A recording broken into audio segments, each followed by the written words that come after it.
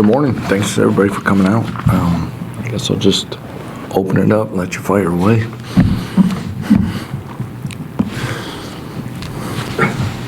Lance, with the new contract, just what was the process like of getting it done, and exactly like over how long a period of time did that take place? The process was easier than I think it gets played out. First of all, I think I want to thank Travis, Chancellor Gerard, everybody that's been so supportive. There's certain things that'll never completely always be shared through that process, but honestly, Colin Sexton, Deputy Athletic Director, told my representation way ahead that they wanted to be out ahead of this again. And, as I told Travis in our discussions, I don't expect a new contract just because we win some football games. I don't believe I had a contract. I was very happy with that contract, and that's why I'm so appreciative of them wanting to do it. But with that, also, there's other people that get involved in this as well. I can confidently say that probably with Travis, 95+ % of this was secured probably in December. That's why you see things backdated, because everything was pretty much agreed. There's different times in it, and there's conversations, but we're focused on a lot of other things, and it wasn't a timing thing that felt like it was a big rush, because we're on the right page of where we want to be. I've always said we want to be here. I know it's not always the group you want to say it to, but don't believe everything you read. Okay, sorry guys, it's not all factual. So I guess there was. So I don't know if I'm answering it enough for you, but yeah, there's a lot there that was taken care of, and conversations were always healthy, and that's what we've talked about many times is that alignment. And there were some smaller pieces that were continually been worked out. We've been ready for this for a while. And settled on yesterday, and today is the days we would let it be released. The total staff pool is just short of $9 million total. How much does that help you in an off season like this when there is some staff turnover, and just generally, why is that a point of emphasis for you during some of these negotiations? Well, first of all, it's an outstanding commitment by our administration, our university, people here in the room that make that happen. And it shows that, this department and university are serious about our football program. But I think also hand in hand, I think we've been able to see what it's been able to do for our campus, our community, and different things as we move forward. And again, retaining staff, maintaining that's a huge component. And I want to make sure I say this because the three coaches that left are good friends, and people I respect that are very good coaches. Disappointed that they left because they're not here every day, and then the change of what that does. Sometimes in the unsettling times before our players get a chance to see who they're going to be coached by. But I know this, and I want to make sure that this is on the record, is that Travis Goff and our administration stepped up.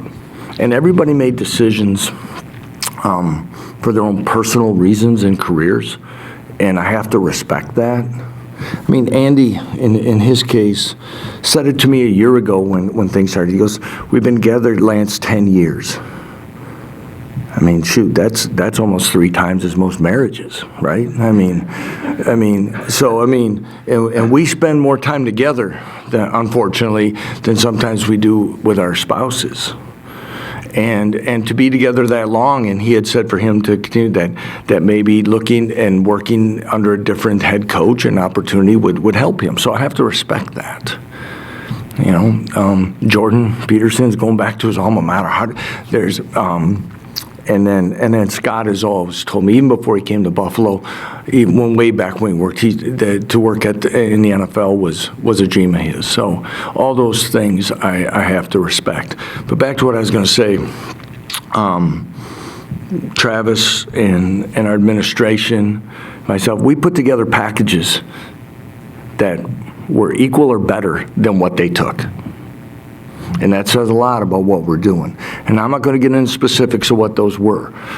Okay, so that again tells what the individuals want, where they want to take their careers, but it also, more importantly, talks the fact about where we are in committing to retain staff, and there wasn't a blink from Travis of what we have to do. And before anything else came, I don't know if I'm talking too much, Travis, but you know, Travis asked to go to lunch last July, before, right when the players were reporting back, about a day or so before.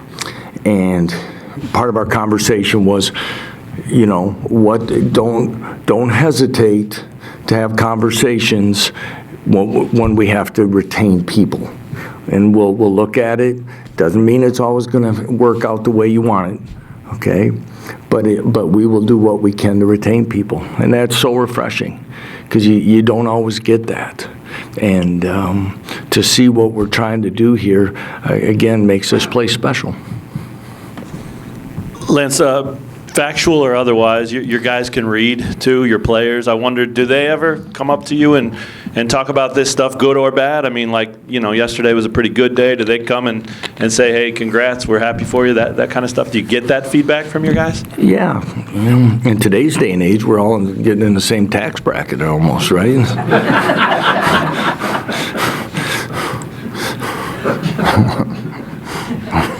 I don't know if I should have said that, but no, one player texted me that, and that's kind of what I said. So it was a joke. Again, if you have to know my sarcasm, but yeah, yeah, they do. And again, it's again, I think I speak generally in these things, and that's where it's hard, because when we're dealing in today's everything that's going on, you know, people look at it as everybody's trying to make things better from there. And during some conversations, I can say is, yeah, there's things that get taken care of in salary for yourself and your family and others, but there are also parts of our conversations I have with Travis. I said it's not about money. And if it was about money, I wouldn't be sitting here. Okay, I'll say that. If it was strictly about how much money Kelly and I can make, we would not be here. I don't know if we'd have been here last year. So that never is. But when some of those things were being talked about, I could say this, is that if I was going to talk to our team and have about not making everything all our decisions based on money and transactional things, I would be a hypocrite, and I would have troubles with that. And so I thought that was very important, and hopefully it still will be. But yeah, it's hard, because sometimes you can't, not everything can happen for everyone. Same thing, you know, we mentioned, you know, there's salary pools or pools for each group within our program. That doesn't mean everybody always immediately sees that. So there's a lot of different things, but that's part of it, and that's part of what this responsibility as a head coach to do, is make those decisions and have those conversations. Sort of along those same lines, when your name's thrown out there in these reports, do you hear from your players then? Do they ask you, hey, what's going on, coach? Or have you had that be part of this last couple years? Sometimes, not a ton, because they understand, and I think we'll tell them. But again, I've said this before, and before I was fortunate enough to coach at this level of Division I football and anywhere else between. You know, again, it seems to be in a small cycle. There's certain names that are thrown in for every job. and then you're either thrown in for those jobs that you're leaving, or you're on the group that's going to get fired. And right now, I'd rather be on the one that leaves, the other one, right? So the thing is that people are missing, and I think hopefully we continue to be able, and I say we because it's going to take everybody. What I hope we're doing is, everybody thinks this is a stop along the way and not a destination when you're the head football coach at Kansas. And when I've said before, we're going to make this an and school, a basketball and a football school, not an or, that this becomes a destination for football coaches as well. Coach, while you had 3 assistants that you really enjoyed and respected and wished they had stayed, your OC's, the new one's been here the longest, and while you have the structure of your offense and defense, has it been a good thing to get a different perspective and the way that things have been done in other places and been successful? Dave, that's a great question because, we can spin things the way we want, right, in any direction usually. And the one thing that this program needed for so long was continuity, okay, and we had it. But in the same, realm of things, bringing in new people forces us all to learn and grow. It's forced me to look at different things as a head coach. And it's part of the challenges that I've talked about our team, that it challenged me this offseason as a head coach, is you can be confident in a lot of ways, but can't be complacent. Well, having to interview and find fits and doing those things is really kind of stretched in a lot of different ways to make sure that maybe I don't get complacent and from this chair and to be challenging and that's what really it was in some of the hires, is because I could have easily made, and you can look at it and maybe say I did, but I can elaborate if you do ask the question about, especially our latest hire, is that just because I know somebody or where it's at, there's a fit, but there's also a fit with new coaches and other things that became extremely important. And you bring in a Jeff Grimes, and it's been really fun to this last few weeks, especially through the hiring of the offensive line position, is to watch him. He's in command of what he wants, but he's not controlling. And it was really neat for me to sit in on.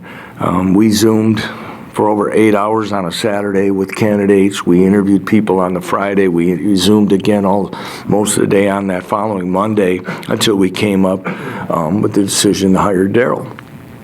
And that's been, because I've watched him, and it's a little bit different operating style, and that's when Jeff was there, and he had the opportunity to observe in December. He didn't try to, put his stamp on anything, and now as we've kind of transitioned after coming off the road, that's been nice to see. DK McDonald was so impressive in his interview, and he's been more impressive since he's been here. Working with our players in the short period of time that we've been able to do it for a couple days.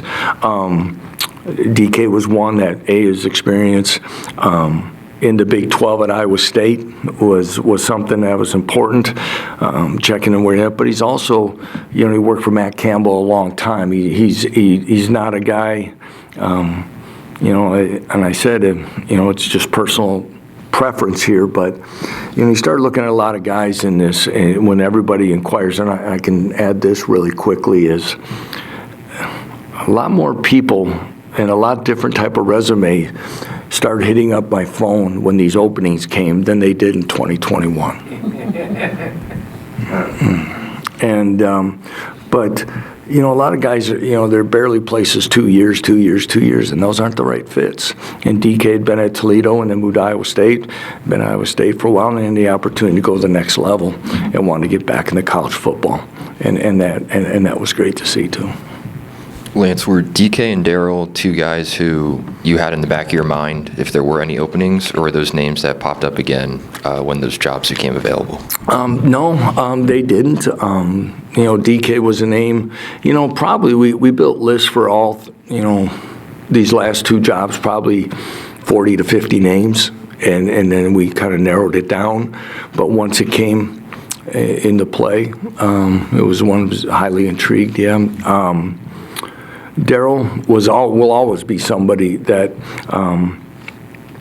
I would have in mind, but our whole offensive staff said it on them, because I wasn't going to. I wanted Jeff to be comfortable with this, but the great thing is Jeff's coached offensive line for over 25 years, so I know he knew what he was looking for, but he also respected knowing what I was, and got a better feel as we went along about what I was looking for and fit, and it was unanimous that Daryl Leipold was going to be the best fit for this job. And Coach, I know Travis mentioned earlier that this contract talks about a top 20 program. It's indicative of that. And I know last year you talked about the program wants to go from D to A really quickly. I forgot which game, whatever that was. What do you think about that perspective, or you just continue to build this program from now going into this year? I was out there before, and I happened to ask some questions that maybe some of you had asked Travis during his portion. Somebody asked about the playoffs. I think that's a A to like Z type question when you haven't played the other 12 yet. So, again, we have to, and I'll say it over and over again, the margin of error is so small in this conference. And you can look at our losses and you could say, yeah, maybe, but there were some games that also went our way when we made some plays. And if we don't stay locked into that and daily as we go about it, the things that helped us get to this point, we'll all be disappointed. And that's ultimately my biggest responsibility. Hey, Lance, in the last, I'd say 2 to 3 months, NIL's been talked about more nationwide. What have you seen the impact of it? And just talk about how important it is right now.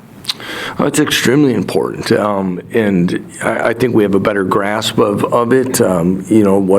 There's a little more reality in areas than we might have imagined 18 months ago.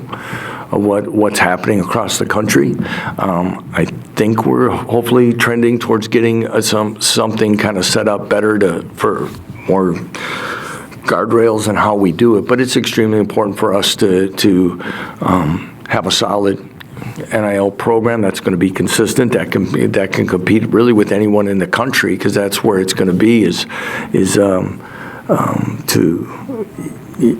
You can look at it to get players, whether it be out of high school or through the portal, but more importantly, in a program like ours, is retention. Because I still think, programs like ours are going to be best when we have players that are in this program for multiple years, and we can develop the culture and can maintain the culture that we expect.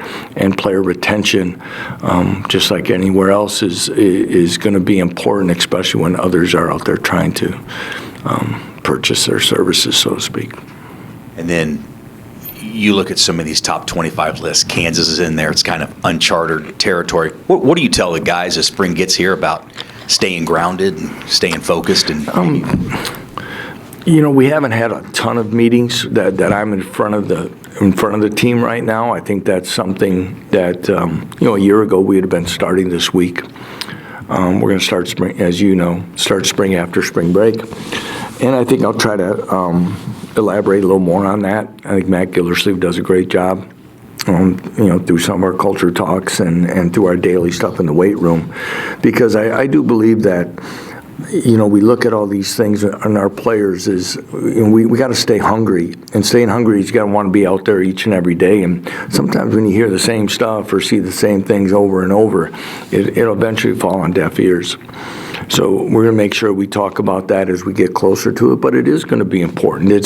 It to me is a balancing act that they should be proud of that. We've come a long way in a very short period of time, and the guys that have been here have earned that. And to downplay that, I don't think is right either. But understanding what got you there and what you have to do to maintain it, and that's the part of sustaining programs. I remember. I probably said this here, and Bill Self has said it to me multiple times. Building is really the fun part. Maintaining is really hard. especially when you have the guys that have played, okay, they have confidence and experience, but then you add the new guys that don't know all the work that it takes, and you have to make sure that they're putting in all that early work as well. And that's kind of what's going to be important here this spring, and make sure that we emphasize that.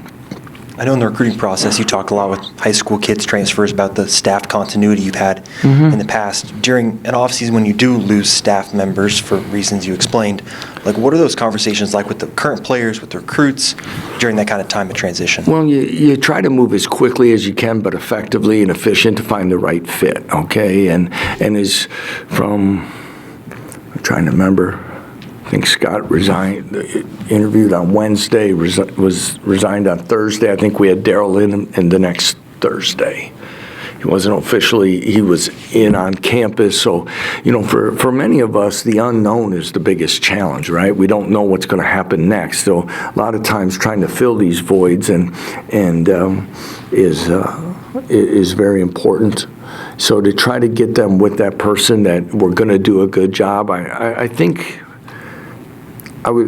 I get the sense that they trust us in that matter. And I think Matt does a great job of explaining that, hey, we're going to have a lot of good interest. Coach is going to find the right fit. We're going to go find those things. You look at DK McDonald, okay? We have two outstanding corners. We have some really good young corners, okay? Well, they want to play at the next level, okay? Well, if you brought in a guy who coached in the Super Bowl the year before, I think that's and been in the playoffs, I think that's, so when he's talking about what he sees and what it takes and what are some of the things, it's pretty factual. So once Kobe and Melo saw that, I think they've embraced it. Now there'll be a little different coaching style, and the guys have kind of said it. But again, there are going to be things that they can take from it and grow and get better. So it's exciting. You mentioned starting spring practice after spring break. At the latest you guys have started it. What went into that decision for you guys? Well, part of it, honestly, is again, I think. We've gone nonstop now for a while. Between the bowl game and then you come back, you put them in the weight room, then you're right back out there. I thought the first 2 years for retention and keeping going, especially because of our late arrival the first year, I thought it was extremely important to do so. This time we have so many players coming back, and I really thought, getting as close to 8 weeks in the weight room before would be important. As I said before, trying to keep it fresh. And get them excited about getting back out there. And then, of course, lastly, weather-wise, the weight room's in the indoor now. We're eating in the indoor. It's definitely a multi-purpose facility at the moment. So give ourselves the best chance to go outside with the best weather that we can. A little bit granular here, but you guys had pretty established recruiting territories for quite a while with all your assistants. Just what's the process been like of trying to redefine how you're going to get to different areas of the country? Meaning with the new coaches? Is that what you mean? Or we ask guys where they've recruited before and that, and we try to make some small tweaks when we need to. Everything's speeding up so much that it turns into positional recruiting sooner than ever before, I feel. So I think that'll help that way. I felt this way when I went to Buffalo, and I still feel this way now. If you hire good people that are genuine, authentic, professional, they're honest with the people when they talk to them. They follow up with the high school coaches, essentially doing it the right way. You can walk into a school the first time around, and if you make an appointment, you show up on time, you just don't drop in, all those different things that you hear stories of. If you do it, what I would consider the right way, you'll build a relationship with the staff early, the head coach or whoever his representative is, and you do it the right way. You become an East Coast recruiter a West Coast recruit or a Southern recruit, you can overcome those. And I look at a guy like Chris Simpson on our staff. He's done that every time I've asked him, or Rob Ainello, who assigns areas. When we ask Chris to go into a new area, it doesn't take long for him to start reaping benefits from it, and because I think he does it the right way, and our other guys too. With so many sweeping changes over college athletics seemingly coming every other month at this point with NIL, transfer portal, or anything else like that, what is your approach to adapting to those changes, rolling with those changes, and in the future, if you are asked to give input on what you think could work? They don't really ask my input too much, but I don't know. There's so many. We don't have enough time, but it's easy when you sometimes have ideas and when it's on the one subject. Okay, we can talk transfer portal and how many times it should be or how long it should be. But then when you try to have to go with an academic calendar, let alone the high school calendar, let alone now we put in a playoff, and we're trying to make all these different things work and flow, and it's really getting hard. And then you end, we talked to NIL and all those things. When you're trying to put these in the right lanes to make it all fit completely the way we used to do it or like it or something, it's not easy. But we do have to keep changing some of these things. There's many of these good things, and NIL are great for players and families, and it's life-changing, and hopefully we'll see great benefits all the way down the line. But somewhere also there's going to be some stories where it doesn't work out very well, and I hope we can find these right resolutions to our academic calendar, yearly calendar, recruiting portal, all that, and make this work. But we do need to keep tweaking. All right. Thanks. Anybody else? Thank you.